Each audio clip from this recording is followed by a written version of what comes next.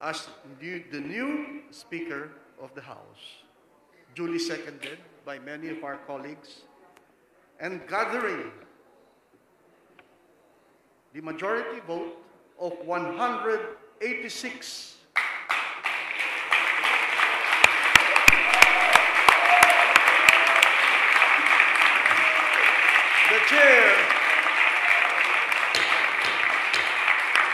The chair now, or the House of the people, have now spoken and have a new Speaker of the House of the People in the person of Honorable Lord Allan Velasco. Congratulations.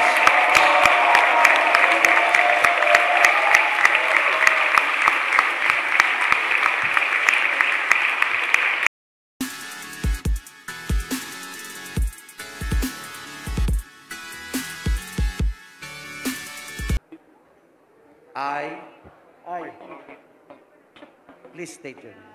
Lord Allan J. Quinto Velasco of Marinduque, Having been elected Speaker of the House of Representatives, having been elected as Speaker of the House of Representatives,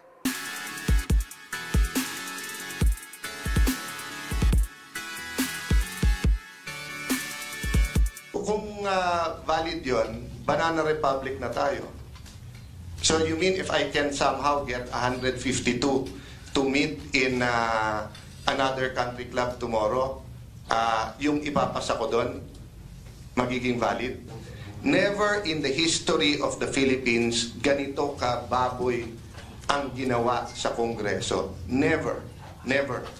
But for them to say that's an official session, di ba, is, you know, I don't think it ever happened in the world.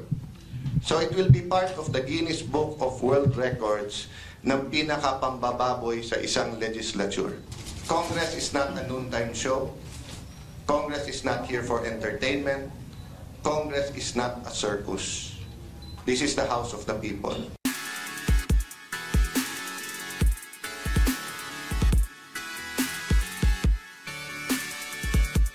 With 186 affirmative votes, we now have ratified the election of the new Speaker of the House, Speaker Lord Allan Velasco. Congratulations.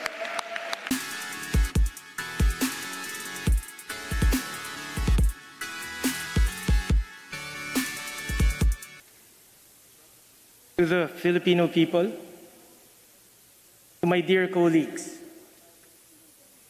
I am humbled for your support and trust for electing me as your Speaker of the House of the 18th Congress. I had three main considerations why we stood our ground and fought the battle. First, and most importantly, this is for the Filipino people. The present leadership has been accused of putting political expediency above public service. This perception has scandalized the nation to a point wherein no less than President Rodrigo Duterte himself was prompted to deliver a wake-up call for this august body to shape up or ship out. In his proclamation, our President ordered Congress to resume the congressional deliberations on the proposed 2021 national budget and to avoid any further delays on the prompt passage thereof in accordance with the Constitution and applicable laws, rules, and regulations. As the head of a nation comprised of 109 million people, our President is voicing out the widespread sentiment that the interests of our people, especially at this time of COVID-19 pandemic and the concomitant crisis it has spawned, is being sacrificed before the altar of personal greed and political ambition. Our countrymen need no further proof of this than the whimsical, illogical, irregular, and immoral attempt to suspend lower house deliberations until November 16, 2021, for no apparent reason other than to perpetuate the holding of the ruling clique. It did not matter to them that by doing so, the rights and needs of a suffering people were trampled and disregarded, ironically, by the very people who are supposed to represent and safeguard their interests. Our people cannot wait, and they do not deserve to wait even more, simply because someone's political plans are now in peril. The second reason is to restore a sense of statesmanship to this august body. To this day, there is that sense of reverence to the memory and the legacy of the men and women who once lit up its hallowed halls. It is incumbent upon each and every one of us who follow in their footsteps to respect their memory by living up to the code of honor to which they swore and lived by.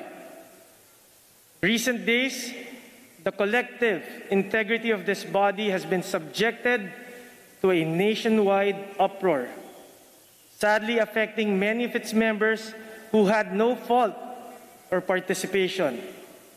The proceedings and conducts of the present leadership is such that the 18th Congress has become an object of derision and contempt by a people disillusioned with the workings of ambitious politicians. For sure, any level of redemption will require the collective commitment of every member of this august body. However, such a resolve has to start at the top, and it is to this end that this humble representation has committed to uphold and work for. Lastly, the third reason is for that time-honored and yet increasingly challenged virtue called word of honor. When President Rodrigo Duterte brokered a term-sharing agreement last year, there were no conditions or colatilia attached to it. The gentleman's agreement for two parties to serve alternately was sealed by a handshake witnessed by the President himself. This was a bond of honor, stronger than any written contract. There is no need to open fresh wounds at this point, as there will come a right time for that. However, there is no denying that all this unnecessary turmoil we are currently experiencing resulted from the abject refusal to honor that agreement. There is no other way to look at it. In the increasingly futile machinations to reject that covenant, there is one principle that was ignored and silenced: the virtue we call word of honor. While we quote verses from the Holy Book and mesmerize with elegant passages from Scripture, the blatant irony is that the good book itself is a testament to God, honoring a promise to mankind and honoring His word. This humble representation apologizes to Mayor President Rodrigo Roa Duterte, the undisputed leader of this nation, who now stands assailed by the perceived rejection by this august body, not only of the agreement which he personally established, but this very person upon which that agreement was anchored. A rejection of the agreement is a rejection of palabra de honor, and likewise a rejection of Mayor President Rodrigo Roa Duterte himself. If this agreement is honored in the breach, what future agreement will not be subjected to doubt and disbelief owing to our failure to honor it. Let us show our countrymen that loyalty and fidelity to the promises we make are not mere conveniences for us. Let us be good examples of palabra de honor and demonstrate that our word is our bond. There comes a time in life that marks the destiny of an individual. This is one such time for this humble representation. There is a choice between simply coasting along the shoreline within one's comfort zone and launching into the deep to face uncertainty and dangers. Very often, the latter represents the fulfillment of a higher calling. For me, these verses from American poet Robert Frost sum up the sense of triumph that awaits one who chooses the road not taken. I shall be telling this with a sigh. Some are ages in ages hence. Two roads diverge in a wood, and I took the one less traveled by. And that has made all the difference.